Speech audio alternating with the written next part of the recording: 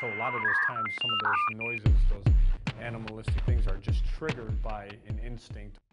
The last album, Asylum, it's out now for a couple months.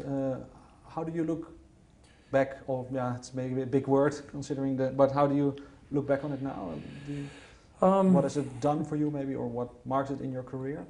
Just very proud of it. I mean, with each album we put out, you know, we don't second guess what it is that works for the band. And the thing is, we stay true to ourselves. We write the music for us, for the four of us, and it comes from the heart. You know, when David sings about something, it's deep subjects, it's something that's meaningful.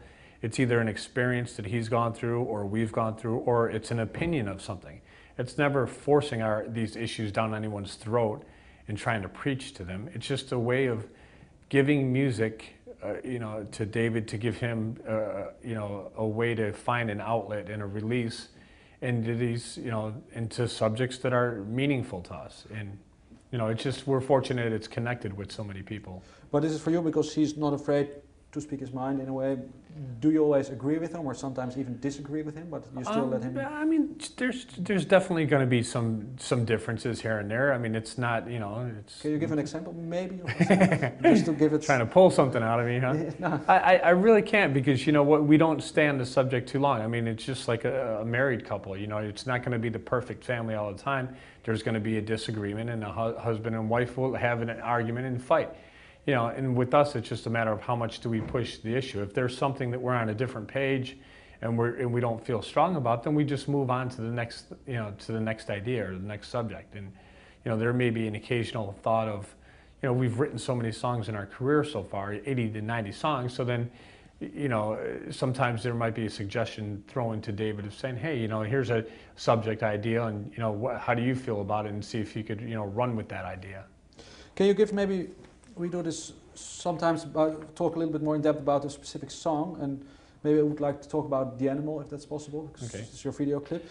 Can you recall the first thing that maybe was or went into The Animal, a riff or a groove?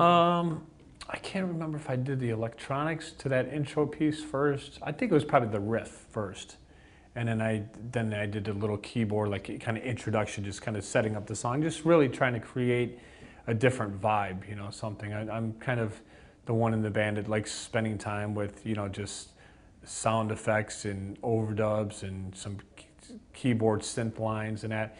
And it was just really, you know, just creating a vibe. And David doesn't really finalize lyrics and that until after, you know, after the melodies are established, after the music's established. And it really depends on what the music does for him, and how it moves him is going to make a difference on what it makes him feel like singing about, you know. Does he talk to you maybe that's a certain element in the song triggered something in him, or?